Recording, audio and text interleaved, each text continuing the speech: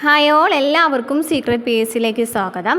അപ്പോൾ ഇന്നത്തെ ക്ലാസ്സിൽ നമ്മൾ നോക്കുന്നത് സ്റ്റേജ് 1 10th പ്രിലിംസിലെ സ്റ്റേജ് 1, 2 എന്നീ പരീക്ഷകളിൽ ചോദിച്ചിട്ടുള്ള കേരള ഹിസ്റ്ററിയുമായി ബന്ധപ്പെട്ട ചോദ്യങ്ങളാണ്.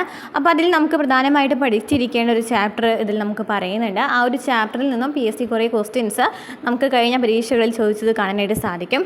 അതുപോലെ തന്നെ ഇനി വരുന്ന പരീക്ഷകൾക്കൊക്കെ നമുക്ക് ആ ഒരു ചാപ്റ്ററിൽ നിന്ന് ഇനി എന്തൊക്കെ ചോദ്യങ്ങൾ നമുക്ക് പ്രതീക്ഷിക്കാം. ഓക്കെ, അപ്പോൾ ആ ഒരു ചാപ്റ്റർ നമുക്ക് കംപ്ലീറ്റ് ചെയ്യാം. കാരണം ആ ഒരു ചാപ്റ്ററിൽ നിന്ന് നന്നായിട്ട് ക്വസ്റ്റ്യൻ ചോദിച്ചിട്ടുണ്ട്.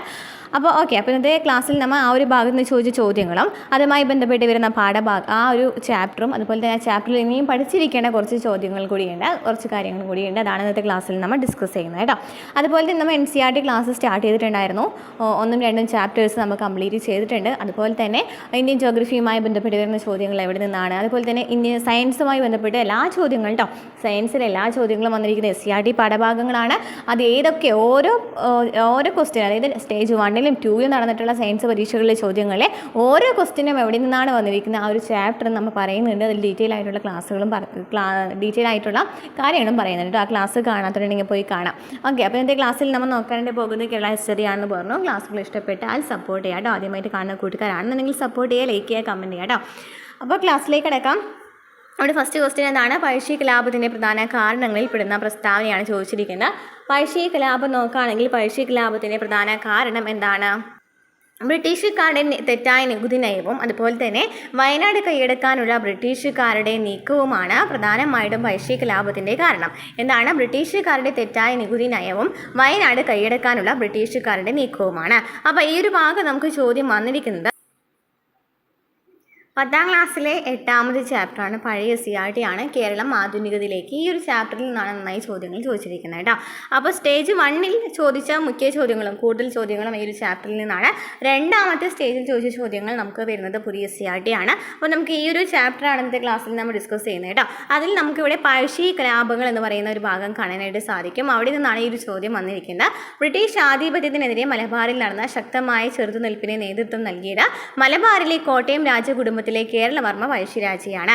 മൈസൂരിലെ ഭരണാധികാരികൾക്കെതിരെ ബ്രിട്ടീഷുകാരെ സഹായിച്ചതിന് പകരമായി കോട്ടയം പ്രദേശത്തെ നികുതി പിരിക്കുവാനുള്ള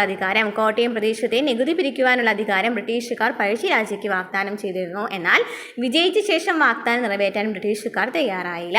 അപ്പോൾ ഒന്നാമത്തെ കാരണം, പഴശ്ശി വിപ്ലവത്തിന് ഒന്നാമത്തെ കാരണം പറയുന്നത് എന്താണ്? തെറ്റായ നികുതി നയമാണ്. തെറ്റായ നികുതി നയം എന്ന് വെച്ചാൽ കോട്ടയം പ്രദേശത്തെ നികുതി നയമുണ്ടല്ലോ, കോട്ടയം പ്രദേശത്തെ നികുതി പിരിക്കുവാനുള്ള അധികാരമുണ്ടല്ലോ, ആർക്ക് കൊടുക്കാമെന്ന് പറഞ്ഞിട്ടുണ്ടായിരുന്നു? പഴശ്ശിരാജയ്ക്ക് കൊടുക്കാമെന്ന് പറഞ്ഞിട്ടുണ്ടായിരുന്നു. കാരണം ഇവർ മൈസൂരിനെതിരെ പഴശ്ശിരാജയോടൊപ്പം കൂടിയിട്ടാണ് ബ്രിട്ടീഷുകാർ മൈസൂരിനെതിരെ പോരാടുന്നത്. പക്ഷേ ഈ മൈസൂരിനെതിരെ പോരാടുന്നതിനായിട്ട് പഴശ്ശിരാജ ഇവരെ സഹായിച്ചിട്ടുണ്ടായിരുന്നു. എങ്കിലും ഈ പഴശ്ശിരാജയോട് പറഞ്ഞിട്ടുണ്ടായിരുന്നു എന്ത്? ഈ കോട്ടയം പ്രദേശത്തുള്ള നികുതി പിരിക്കുന്നതിനുള്ള അധികാരം ആർക്കിൽ തരാമെന്നുള്ളത് ഈ പഴശ്ശിരാജയ്ക്ക് കൊടുക്കാമെന്ന് പറഞ്ഞിട്ടുണ്ടായിരുന്നു. പക്ഷേ ഇവർ പിന്നീട് അത് ആ വാക്ക് മാറ്റാണ്, ഇദ്ദേഹത്തിൻ്റെ അമ്മാവനാണ് കൊടുക്കുന്നത് അല്ലേ. അപ്പോൾ അതാണ് ഒന്നാമത്തെ കാരണം. 2ാമത്തെ പഴശ്ശി കലാപം നടക്കുന്നത് നമുക്കറിയാം 1800 മുതൽ 1805 വരെയാണ്. ഒന്നാം പഴശ്ശി കലാപം എന്നാണ് 1893 മുതൽ 97 വരെയാണ് അല്ലേ. 2ാമത്തെ പഴശ്ശി കലാപം 1800 മുതൽ 1805 വരെയാണ്. അപ്പോൾ അതിൽ 2ാമത്തെ പഴശ്ശി കലാപത്തിൻ്റെ കാരണം എന്താണ്? വയനാട്. ഓക്കെ, വയനാട് പിടിച്ചെടുത്തതാണ് ഇവിടെ നമുക്ക് പറയുന്നുണ്ട്. വയനാടിന് മേൽ ബ്രിട്ടീഷുകാർ അവകാശവാദം ഉന്നയിക്കുകയും ചെയ്തു. അതാണ് പ്രധാനമായിട്ട് വരുന്ന 2 പ്രധാനപ്പെട്ട കാരണങ്ങൾ. ഓക്കെ, പഴശ്ശി കലാപത്തിൻ്റെ പ്രധാനപ്പെട്ട 2 കാരണങ്ങൾ ക്ലിയർ ആയല്ലോ. ഇനി ഇവിടെ കേരള സിംഹം എന്ന പേരിൽ അറിയപ്പെട്ടത് ആരാണ്? നമുക്കറിയാം കേരള സിംഹം എന്ന് സർദാർ KM പണിക്കർ വിശേഷിപ്പിച്ചത് ആരെയാണ്? പഴശ്ശിരാജയാണ്. പഴശ്ശിരാജ എന്നും കൊട്ടിയോട്ട് രാജ എന്നൊക്കെ അറിയപ്പെടുന്ന ആര് തന്നെയാണ്? നമ്മുടെ പഴശ്ശിരാജയാണ്. ഓക്കെ, അതിനുശേഷം മേൽത്തമ്പിയും പാലിത്തച്ചനൊക്കെ വരുന്നുണ്ട് അല്ലേ. അവരുടെ ഒരു ഭാഗവും ഇവിടെ പറയുന്നുണ്ട്. പാലിത്തച്ചനൊക്കെ വരുന്നുണ്ട് ഈ ഒരു സമയത്ത്. കാരണം ഇവരുടെ ഭരണകാര്യങ്ങളിൽ ബ്രിട്ടീഷുകാർ ഇടപെടാനപ്പോഴാണ് ഈ വേലുത്തമ്പിയും പാലിത്തച്ചനൊക്കെ വരുന്നത്. ഓക്കെ, അതിൻ്റെ ഫലമായിട്ട് 1809 നമുക്കറിയാം ജനുവരി 11 കുണ്ടറ വിളംബരം നടക്കുന്നത് അല്ലേ. കുണ്ടറ വിളംബരം 1809 ജനുവരി 11 കുണ്ടറ വിളംബരം. മേലുത്തമ്പി ദളവയാണ് ഈ ഒരു കുണ്ടറ വിളംബരം പുറപ്പെടുവിക്കുന്നത്. ഓക്കെ, അത് പഠിച്ചു വെച്ചിരിക്കാം കണ്ടോ. അടുത്ത ക്വസ്റ്റ്യനിൽ നമുക്ക് ചോദിച്ചിട്ടുണ്ട് കുണ്ടറ വിളംബരം നടന്ന ഇയർ ചോദിച്ചിട്ടുണ്ട്. എന്നാണ്? 1809. ക്ലിയർ ആണല്ലോ. നെക്സ്റ്റ് ക്വസ്റ്റ്യൻ നോക്കിയേ. ബ്രിട്ടീഷുകാർക്കെതിരെ കേരളത്തിൽ നടന്ന ആദ്യത്തെ സംഘടിത ജനകീയ ചെറുത്തുനിൽപ്പ് കലാപമേത്? ബ്രിട്ടീഷുകാർക്കെതിരെ കേരളത്തിൽ നടന്ന ആദ്യത്തെ സംഘടിത കലാപം ഏതാണ് സംഘടിത കലാപം? ആറ്റിങ്ങൽ കലാപമാണ്. 1821 നടന്നത്. ആദ്യത്തെ കലാപം ചോദിക്കുകയാണെങ്കിൽ അഞ്ചുതെങ്ങ് കലാപമാണ് 1697 സംഘടിത കലാപം ചോദിക്കുകയാണെങ്കിൽ ഇതാണ് ആറ്റിങ്ങൽ കലാപം 1721. അപ്പോൾ ഇതും ഈ ഒരു ചാപ്റ്ററിൽ നിന്ന് വന്നിട്ടുള്ള ക്വസ്റ്റ്യൻ തന്നെയാണ്. ഇവിടെ പറയുന്നുണ്ട് 1721 ആറ്റിങ്ങൽ റാണിക്ക് സമ്മാനമായി പോകുകയായിരുന്ന 150ഓളം പേരുള്ള ഇംഗ്ലീഷ് സംഘത്തെ നാട്ടുകാർ വധിച്ചു. ഇത് ആറ്റിങ്ങൽ കലാപം എന്നറിയപ്പെടുന്നു. ബ്രിട്ടീഷുകാർക്കെതിരെ കേരളത്തിൽ നടന്ന ആദ്യത്തെ സംഘടിത കലാപമാണ് ആറ്റിങ്ങൽ കലാപം. ഓക്കെ, ആറ്റിങ്ങൽ കലാപം 1721 നടക്കുന്നത്. ആദ്യത്തെ സംഘടിത കലാപമാണ്. മൈസൂരിലെ ഭരണാധികാരികളും ബ്രിട്ടീഷുകാരും തമ്മിൽ 1792 ഒപ്പിട്ട ശ്രീരംഗപട്ടണം സന്ധി പ്രകാരം മലബാർ ബ്രിട്ടീഷുകാർക്ക് ലഭിച്ചു. അപ്പോൾ മലബാർ ബ്രിട്ടീഷുകാർക്ക് ലഭിച്ചത് ഏതുടമ്പടിയാണ്? 1792 ശ്രീരംഗപട്ടണം ഉടമ്പടിയാണ് അല്ലേ. അത് പ്രകാരമാണ് മലബാർ ബ്രിട്ടീഷുകാർക്ക് ലഭിക്കുന്നത്. അങ്ങനെ 1792 കൊച്ചി രാജാവ് ബ്രിട്ടീഷ് മേൽക്കോയ്മ അംഗീകരിക്കുകയാണ്. എന്നിട്ട് കപ്പം കൊടുക്കാൻ നിർബന്ധിതരാവാണ്. പിന്നീട് 1795 ഈ തിരുവിതാംകൂറിലും ബ്രിട്ടീഷ് മേൽക്കോയ്മ അംഗീകരിക്കുന്നത്. അപ്പോൾ 1792 ശ്രീരംഗപട്ടണം ഉടമ്പടി ചോദിക്കാറുള്ള ക്വസ്റ്റ്യൻ എന്നാണ് മലബാർ ബ്രിട്ടീഷുകാർക്ക് ലഭിക്കാനിടയായിട്ടുള്ള ഉടമ്പടി ഏതാണ്? 1792 ശ്രീരംഗപട്ടണം ഉടമ്പടിയാണ്. അതുപോലെ തന്നെ ചേരുപടി ചേർക്കുകയിൽ ചോദിക്കാറുണ്ട്. ശ്രീരംഗപട്ടണം ഉടമ്പടി നടന്ന വർഷം ചോദിക്കാറുണ്ട്. ഓക്കെ, പിന്നീട് 1795 തിരുവിതാംകൂർ ബ്രിട്ടീഷ് മേൽക്കോയ്മ അംഗീകരിക്കുന്നുണ്ട്. 1792 ബ്രിട്ടീഷ് മേൽക്കോയ്മ ആരാണ്? കൊച്ചി അംഗീകരിക്കുന്നുണ്ട് അല്ലേ. അപ്പോൾ ഇത്രയാണ് ഈ ഒരു ഭാഗത്ത് നിന്ന് വന്ന ക്വസ്റ്റ്യൻ കേട്ടോ. നെക്സ്റ്റ് ക്വസ്റ്റ്യൻ, സാധുജന പരിപാലന സംഘത്തിൻ്റെ സ്ഥാപകൻ ആരാണ്? സാധുജന പരിപാലന സംഘത്തിൻ്റെ സ്ഥാപകൻ ആരാണ്? ഓപ്ഷൻ സി ആണ്, അയ്യങ്കാളിയാണ് അല്ലേ. അയ്യങ്കാളിയാണ് സാധുജന പരിപാലന സംഘത്തിൻ്റെ സ്ഥാപകൻ. ഓക്കെ, അപ്പോൾ ആ ഒരു ചാപ്റ്ററിൽ നമുക്ക് പ്രധാനമായിട്ടും പഠിക്കേണ്ട സാമൂഹിക പരിഷ്കർത്താക്കളെയും പ്രസ്ഥാനങ്ങളെയും കുറിച്ച് പറയുന്നുണ്ട്. അപ്പോൾ നമുക്ക് ഈ ഒരു ചാപ്റ്ററിൽ നിന്ന് വന്നിട്ടുള്ള ക്വസ്റ്റ്യൻസ് ആണ് ഇന്ന് നമ്മൾ ഡിസ്കസ് ചെയ്യുന്നത് കേട്ടോ. നെക്സ്റ്റ് ക്ലാസ്സിൽ നമുക്ക് ഈ പ്രധാനമായിട്ടും വേറെ വരുന്നൊരു ചാപ്റ്ററാണ് 8ാം ക്ലാസ്സിലെ ചാപ്റ്റർ. അതിൽ നിന്ന് വന്നിട്ടുള്ള ചോദ്യങ്ങൾ നോക്കാം. ബാക്കി ക്വസ്റ്റ്യൻസ് നമുക്ക് ഡിസ്കസ് ചെയ്യാം കേട്ടോ. അപ്പോൾ ഈ ഒരു ചാപ്റ്റർ നമുക്ക് ഡീറ്റെയിൽ ആയിട്ട് പഠിക്കാം. ഓൾറെഡി ഞാൻ ഇതിൻ്റെ ക്ലാസ് ഇട്ടിട്ടുള്ളതാണ്. എന്നാലും നമുക്ക് ഇനി വരുന്ന പരീക്ഷകൾക്ക് ഇമ്പോർട്ടൻ്റ് ആയിട്ടുള്ളൊരു ചാപ്റ്റർ ആയ കാരണം തന്നെ ഇതിൽ പ്രധാനമായിട്ടുള്ള പോയിന്റ്സ് നമുക്ക് ഇന്നത്തെ ക്ലാസ്സിലൂടെ പറഞ്ഞു പോകാം. അപ്പോൾ പ്രധാനമായിട്ടും ബന്ധപ്പെട്ട് വന്ന ചോദ്യങ്ങൾ നമുക്ക് പഠിക്കാം. അതിനുശേഷം ഈ ഒരു ചാപ്റ്ററിൽ നിന്നും പ്രധാനമായിട്ട് ഇനി പരീക്ഷയ്ക്ക് ചോദിക്കാവുന്ന ചോദ്യങ്ങളും നമുക്ക് നോക്കാം കേട്ടോ. അപ്പോൾ സാമൂഹിക പരിഷ്കർത്താക്കളും പ്രസ്ഥാനങ്ങളും എന്ന് പറയുന്ന ഒരു ഭാഗം ഇവിടെ വരുന്നുണ്ട്. ഇവിടെ ഫസ്റ്റ് തന്നെ എന്താണ്? സ്വാമി വിവേകാനന്ദനാണ് കേരളത്തെ ഭ്രാന്താലയം എന്ന് വിശേഷിപ്പിച്ചത് അല്ലേ. ആരാണ് കേരളത്തെ ഒരു ഭ്രാന്താലയം എന്ന് വിശേഷിപ്പിച്ചത്? ആരാണ്? സ്വാമി വിവേകാനന്ദനാണ്. മലബാറിൽ ഞാൻ കണ്ടതിനേക്കാൾ കവിഞ്ഞ ഒരു വിഡ്ഢിത്തം ഇതിനു മുമ്പ് എവിടെയും കണ്ടിട്ടില്ല. സവർണർ നടക്കുന്ന വഴിയിൽ കൂടി അവർണൻ നടന്നുകൂടാ. ഈ മലബാറുകാരെല്ലാം ഭ്രാന്തന്മാരാണ്. അവരുടെ വീടുകൾ അത്രയും ഭ്രാന്താലയങ്ങൾ എന്ന് വിശേഷിപ്പിച്ചത് ആരെയാണ്? സ്വാമി വിവേകാനന്ദനാണ് അല്ലേ വിശേഷിപ്പിച്ചത്.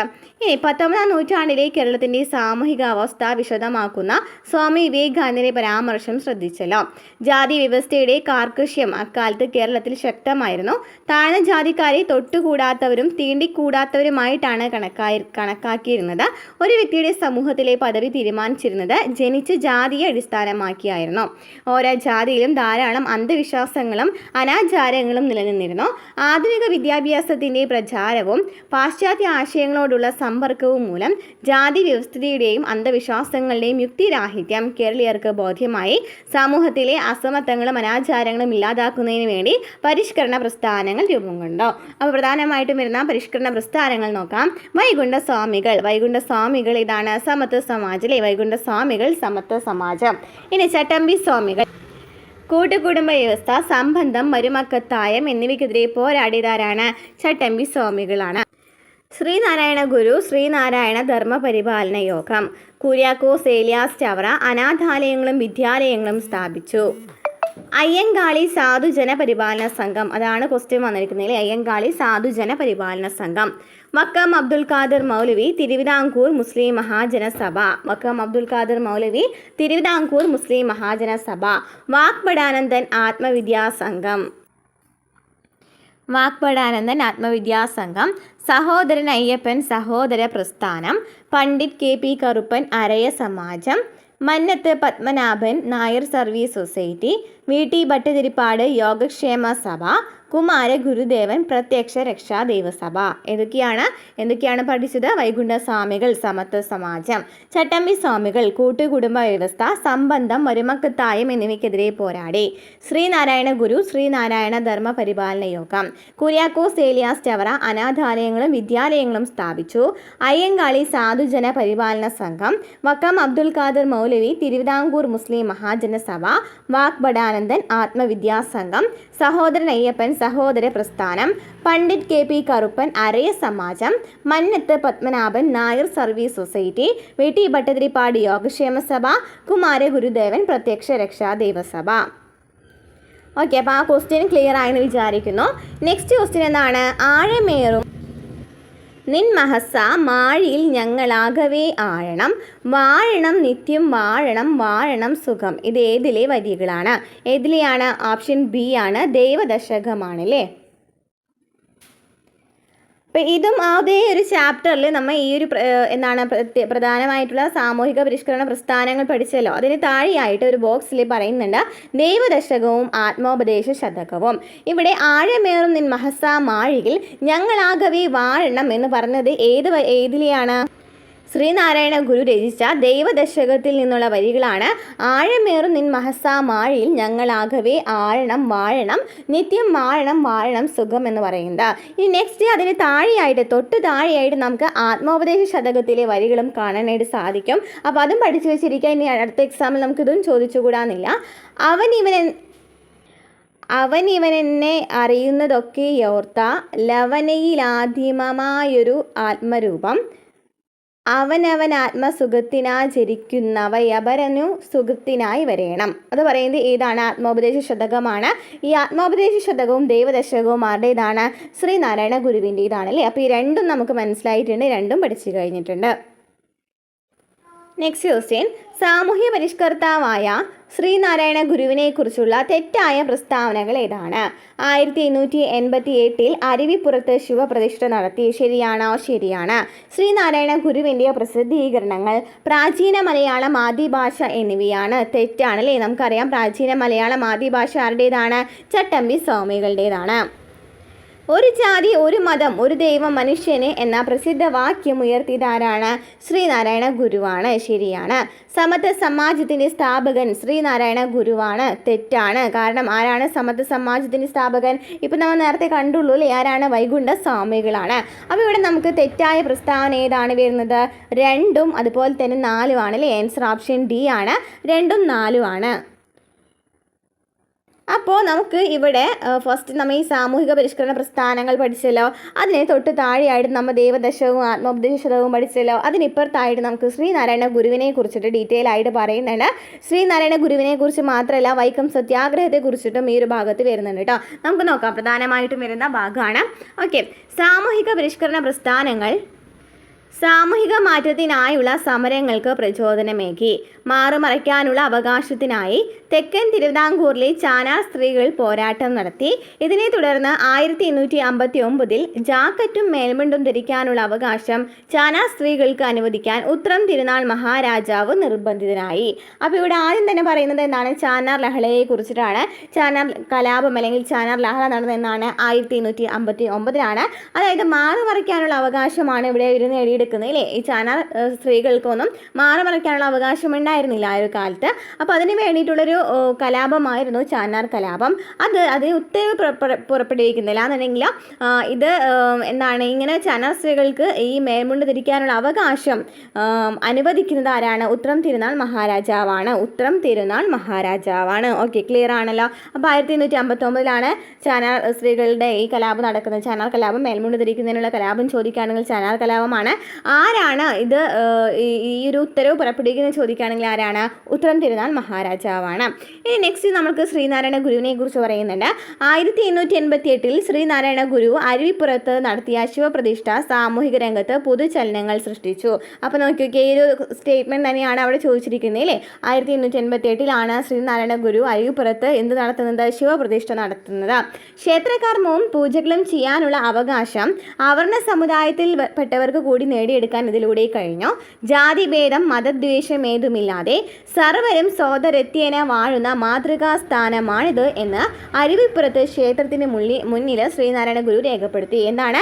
ജാതിഭേദം മതദ്വേഷമേതുമില്ലാതെ സർവരും സോദരത്യേന വാഴുന്ന മാതൃകാ സ്ഥാനമാണിത് എന്ന് അരുവിപ്പുറത്ത് ആരാണ് പറഞ്ഞത്? ശ്രീനാരായണ ഗുരുവാണ്. ഇനി ഈ ഒരു ക്വസ്റ്റ്യൻ നോക്കി. വാദിക്കാനും ജയിക്കാനുമല്ല അറിയാനും അറിയിക്കാനുമാണ് എന്ന പ്രഖ്യാപനത്തോടെ ശ്രീനാരായണ ഗുരു സർവമത സമ്മേളനം വിളിച്ചു ചേർത്തത് എവിടെ വെച്ചാണ്? വാദിക്കാനും ജയിക്കാനുമല്ല അറിയാനും അറിയിക്കുവാനുമാണ് എന്ന പ്രഖ്യാപനത്തോടെ ശ്രീനാരായണ ഗുരു സർവമത സമ്മേളനം വിളിച്ചു ചേർത്തത് എവിടെ വെച്ചിട്ടാണ്? ആലുവയിൽ വെച്ചിട്ടാണ് അല്ലേ? ആൻസർ ഓപ്ഷൻ സി ആണ്, ആലുവയാണ് വരുന്നത്. അത് നമുക്ക് ഈ ചാപ്റ്ററിൽ കാണാനായിട്ട് സാധിക്കും. അപ്പോൾ ശ്രീനാരായണ ഗുരുവിനെ കുറിച്ച് നന്നായി ക്വസ്റ്റ്യൻ വന്നിട്ടുണ്ട്. ആ ഒരു ഭാഗം നമുക്ക് നോക്കാം. അപ്പോൾ ഇവിടെ നമ്മൾ പറഞ്ഞു അരുവിപ്പുറത്തെ കുറിച്ച് പറഞ്ഞു അല്ലേ? അരുവിപ്പുറത്ത് ശിവപ്രതിഷ്ഠ നടത്തി 1888. അതുപോലെ തന്നെ അവിടെ എന്താണ് എഴുതിയിട്ടുള്ളത്? ജാതിഭേദം മതദ്വേഷമേതുമില്ലാതെ സർവരും സോദരത്യേന വാഴുന്ന മാതൃക സ്ഥാനമാണിത് എന്ന് പറഞ്ഞു. ഇനി വിജ്ഞാനത്തിന് പ്രാധാന്യം നൽകിയിരുന്ന ഗുരു ക്ഷേത്രങ്ങളോടനുബന്ധിച്ച് വിദ്യാലയങ്ങളും വായനാശാലകളും സ്ഥാപിച്ചു. വിദ്യ കൊണ്ട് പ്രബുദ്ധരാവാനും സംഘടന കൊണ്ട് ശക്തരാകാനും അദ്ദേഹം ഉദ്ബോധിപ്പിച്ചു. ഈ ഒരു ക്വസ്റ്റ്യനും ഇമ്പോർട്ടൻ്റ് ആണ്. കഴിഞ്ഞ നമുക്ക് 10th പ്രിലിംസ് ആണെന്നുണ്ടെങ്കിൽ ഏതൊരു എക്സാം എടുത്ത് നോക്കുകയാണെങ്കിലും PVQ പേപ്പർ നമ്മൾ ചെയ്തിട്ടുണ്ടായിരുന്നു കേരള ഹിസ്റ്ററിയുമായി ബന്ധപ്പെട്ട് വരുന്ന എല്ലാ ചോദ്യങ്ങളും അല്ലേ? അപ്പോൾ അതിൽ നമ്മൾ കണ്ടിട്ടുള്ള ക്വസ്റ്റ്യൻ ആണ് വിദ്യ കൊണ്ട് പ്രബുദ്ധരാവുക, അതുപോലെ തന്നെ സംഘടന കൊണ്ട് ശക്തരാവുക എന്ന് പറഞ്ഞത് ആരാണ്? ശ്രീനാരായണ ഗുരുവാണ്. ഇത് നമുക്ക് കഴിഞ്ഞ യൂണിവേഴ്സിറ്റി കമ്പനി ബോർഡ് LGSന്റെ ക്വസ്റ്റ്യൻ പേപ്പറിൽ ഉണ്ടായിരുന്നതാണ് കേട്ടോ. ഇനി വാദിക്കാനും ജയിക്കാനുമല്ല അറിയാനും അറിയിക്കാനുമാണ് എന്ന പ്രഖ്യാപനത്തോടെ ആലുവയിൽ സർവമത സമ്മേളനം വിളിച്ചുകൂട്ടി. അപ്പോൾ എവിടെയാണ് സർവമത സമ്മേളനം ശ്രീനാരായണ ഗുരു വിളിച്ചുകൂട്ടുന്നത്? എവിടെയാണ്? ആലുവയിലാണ്. ഈ ആലുവയിൽ എന്താണ് പറഞ്ഞിട്ടുണ്ടായിരുന്നത്? വാദിക്കാനും ജയിക്കാനുമല്ല അറിയാനും അറിയിക്കുവാനുമാണ് എന്ന് പറയുന്ന പ്രഖ്യാപനത്തോട് കൂടിയിട്ടാണ് ഈ ആലുവയിലെ സർവമത സമ്മേളനം വിളിച്ചു കൂട്ടിയത്. ക്ലിയർ ആണല്ലോ? അപ്പോൾ അദ്ദേഹത്തെക്കുറിച്ച് നമ്മൾ എന്തൊക്കെ പറഞ്ഞു? ജാതിഭേദം മതദ്വേഷമേതുമില്ലാതെ സർവരും സോദരത്യേനെ വാഴുന്ന മാതൃകാ സ്ഥാനമാണിത് എന്ന് അദ്ദേഹം അരുവിപ്പുറത്തെ ശിവപ്രതിഷ്ഠയിൽ പറഞ്ഞിട്ടുണ്ടായിരുന്നു.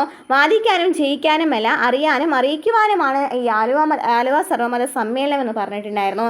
വിദ്യ കൊണ്ട് പ്രബുദ്ധരാവുക, അതുപോലെ തന്നെ എന്താണ്? വിദ്യ കൊണ്ട് പ്രബുദ്ധരാവുക, സംഘടന കൊണ്ട് ശക്തരാവുക എന്ന് പറയുന്നത് ആര് തന്നെയാണ്? ശ്രീനാരായണ ഗുരുവാണ്.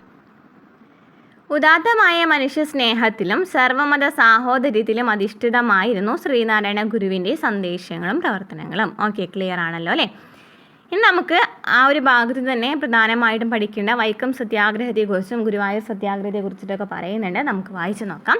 സഞ്ചാര സ്വാതന്ത്ര്യത്തിനായി കേരളത്തിൽ നടന്ന പ്രക്ഷോഭങ്ങളിൽ പ്രധാനപ്പെട്ടതാണ് വൈക്കം സത്യാഗ്രഹം. അപ്പോൾ വൈക്കം സത്യാഗ്രഹം നടക്കുന്നതെന്നാണ് 1924 അല്ലേ? വൈക്കം സത്യാഗ്രഹം നടന്നതെന്നാണ് 1924. TK മാധവൻ്റെ നേതൃത്വത്തിൽ നടന്ന ഈ സമരത്തോട് അനുഭാവം പ്രകടിപ്പിച്ച് മന്നത്ത് പത്മനാഭൻ്റെ നേതൃത്വത്തിൽ സവർണജാഥ സംഘടിപ്പിച്ചു. ചോദിക്കുന്ന ഒരു ക്വസ്റ്റ്യനാണ്.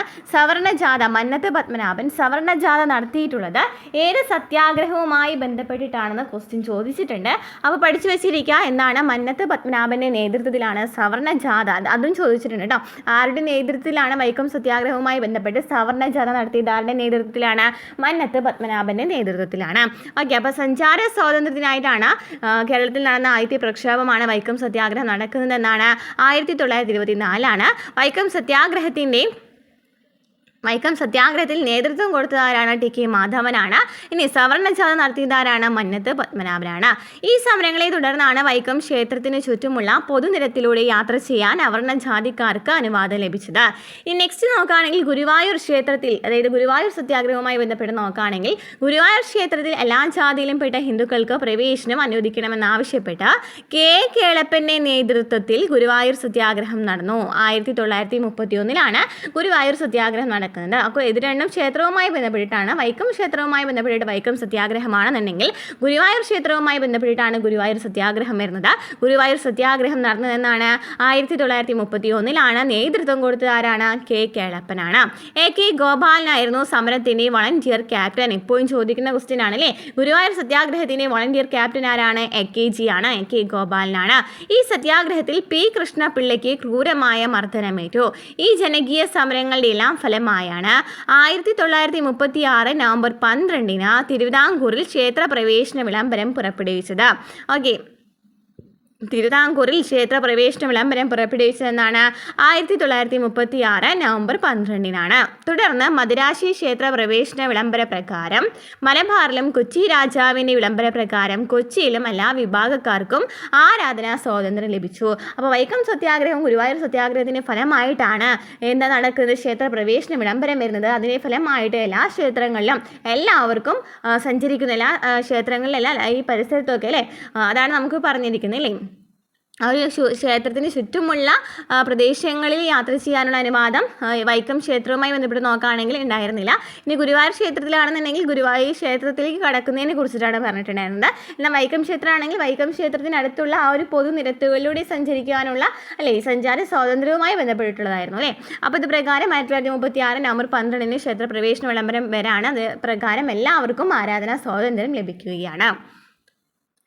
നെക്സ്റ്റ് ക്വസ്റ്റ്യൻ നോക്കിയേ, ആത്മവിദ്യാസംഘം സ്ഥാപിച്ചത് ആരാണ്? ആത്മവിദ്യാസംഘം സ്ഥാപിച്ചത് ആരാണ്? നമ്മൾ കണ്ടു ആ ഒരു ടേബിളിൽ പറഞ്ഞത് ആരാണ്? ഓപ്ഷൻ ഡി ആണ്, വാക് ബടാനന്ദനാണ് ആത്മവിദ്യാസംഘം സ്ഥാപിച്ചത്. അപ്പോൾ ആ ഒരു ടേബിൾ ഇമ്പോർട്ടൻ്റ് ആണ്, എന്തായാലും പഠിച്ചു വെച്ചിരിക്കുക കേട്ടോ. നെക്സ്റ്റ് നമ്മൾ നേരത്തെ ഒരു ക്വസ്റ്റ്യൻ കണ്ടിട്ടുണ്ടായിരുന്നു, സംഭവങ്ങളുടെ ശരിയായ കാലഗണനാക്രമം എഴുതാൻ പറഞ്ഞിട്ടില്ലേ. അതിൽ കൊണ്ടർ വിളംബരം നമ്മൾ കണ്ടു, നമ്മൾ ഏതൊരു ഭാഗത്തു നിന്നാണ് വന്നിട്ടുള്ളത്. അതുപോലെ തന്നെ പൂക്കോട്ടൂർ കലാപം എന്നാണ് നടന്നത്. പൂക്കോട്ടൂർ കലാപം നടന്ന ഇയർ ഏതാണ്? നമുക്ക് നോക്കാം കേട്ടോ. നോക്കി അതേ ചാപ്റ്ററിൽ തന്നെ പൂക്കോട്ടൂർ യുദ്ധത്തെക്കുറിച്ച് പറയുന്നുണ്ട്. നിസ്സഹകരണവും ഖിലാഫത്തും ശക്തമായ മലബാറിൽ 1921 മലബാർ കലാപത്തിൻ്റെ ഭാഗമായി നടന്ന പ്രധാന സംഭവമാണ് പൂക്കോട്ടൂർ യുദ്ധം. ഓക്കെ, അപ്പോൾ മലബാർ കലാപവുമായി ബന്ധപ്പെട്ടിട്ടുള്ളതാണ് പൂക്കോട്ടൂർ യുദ്ധം. മലബാർ കലാപം നടക്കുന്നത് 1921 തന്നെയല്ലേ, അപ്പോൾ അന്ന് തന്നെയാണ് പൂക്കോട്ടൂർ യുദ്ധവും നടക്കുന്നത്. പൂക്കോട്ടൂരിലെ ഖിലാഫത്ത് കമ്മിറ്റിയുടെ സെക്രട്ടറിയായ വടക്കേ വീട്ടിൽ മുഹമ്മദിനെ മോഷണ കുറ്റം ചുമത്തി അറസ്റ്റ് ചെയ്യാൻ ബ്രിട്ടീഷ് പോലീസ് ശ്രമിച്ചതോടെയാണ് കലാപം ആരംഭിച്ചത്. 3000-ലധികം ആളുകൾ പങ്കെടുത്ത കലാപം അമർച്ച ചെയ്യാൻ ബ്രിട്ടീഷ് ഗവൺമെൻറ് ഏറെ പ്രയാസപ്പെട്ടു. യുദ്ധത്തിൽ 100 കണക്കിന് പേർ കൊല്ലപ്പെട്ടു. ഓക്കെ,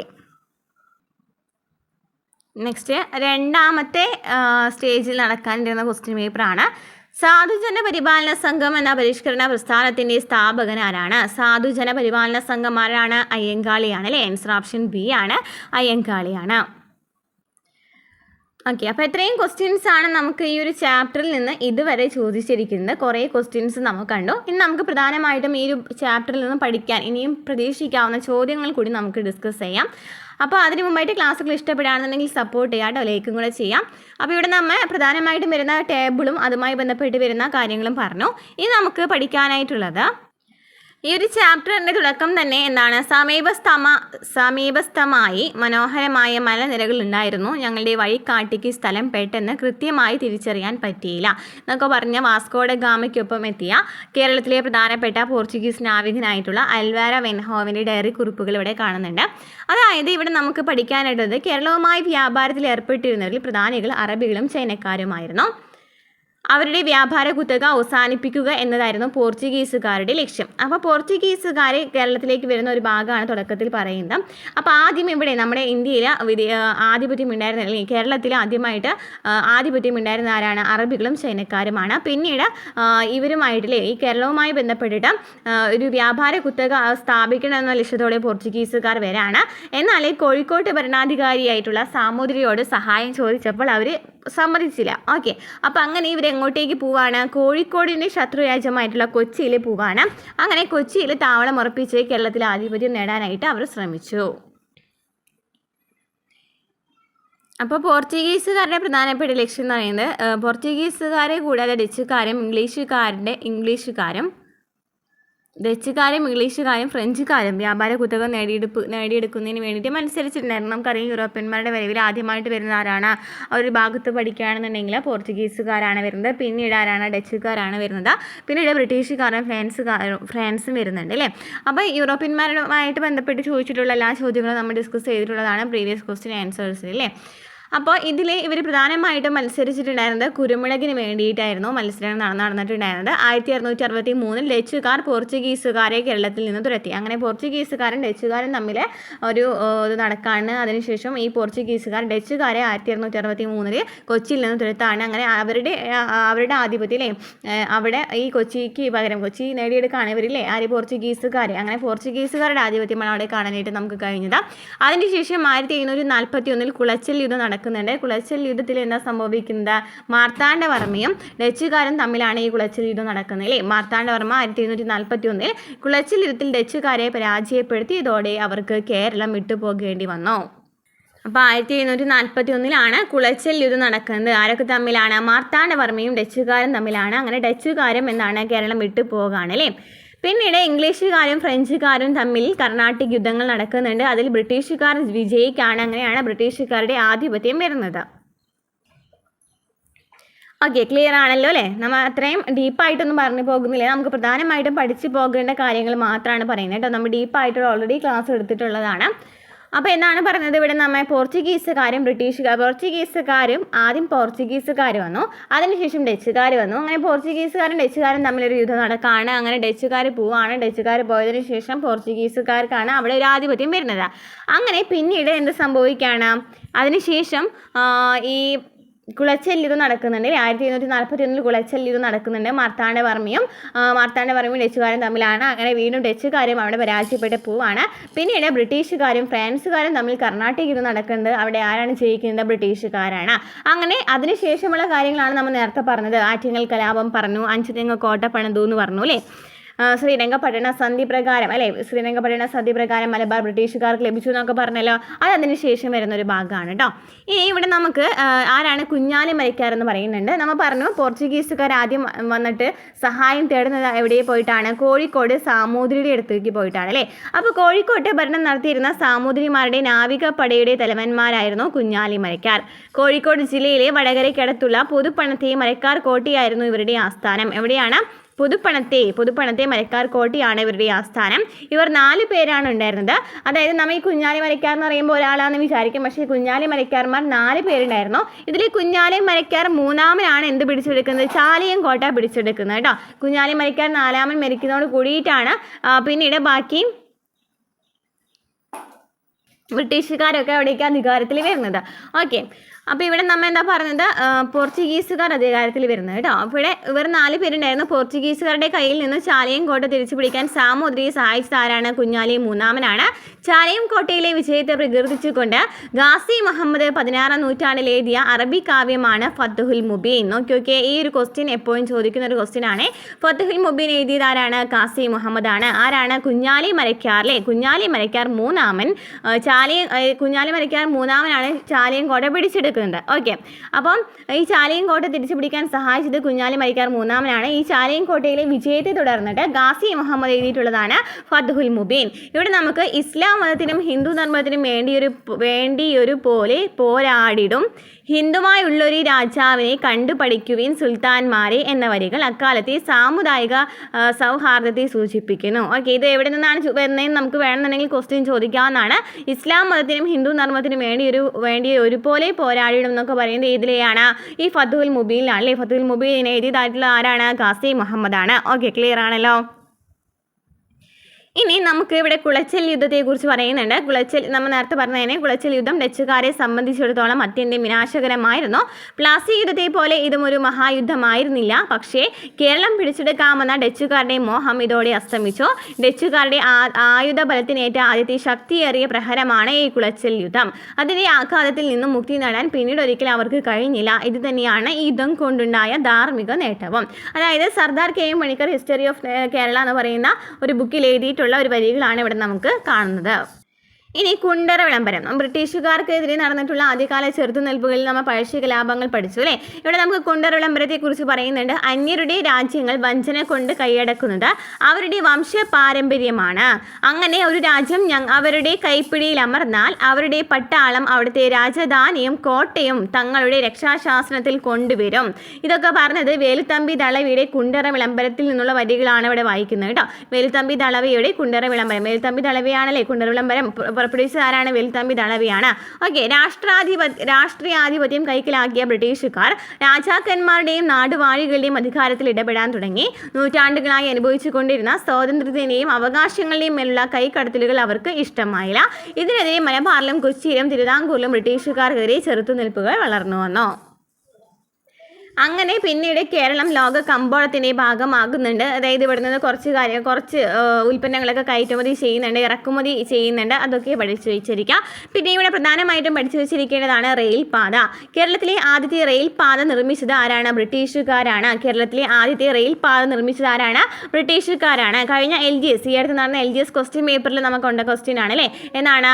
ബേപ്പൂർ മുതൽ തിരൂർ വരെ നീണ്ടു കിടക്കുന്ന ഈ റെയിൽ പാത 1861 നിർമ്മിച്ചത്. അപ്പോൾ കേരളത്തിലെ ആദ്യത്തെ റെയിൽ പാത ഏതാണ്? 1861 നിർമ്മിച്ചത്. ഏതാണ്? ബേപ്പൂർ മുതൽ തിരൂർ വരെയാണ് അല്ലേ. ബേപ്പൂർ മുതൽ തിരൂർ വരെയാണ്. ചോദിക്കുന്ന ഒരു ക്വസ്റ്റ്യൻ തന്നെയാണ്.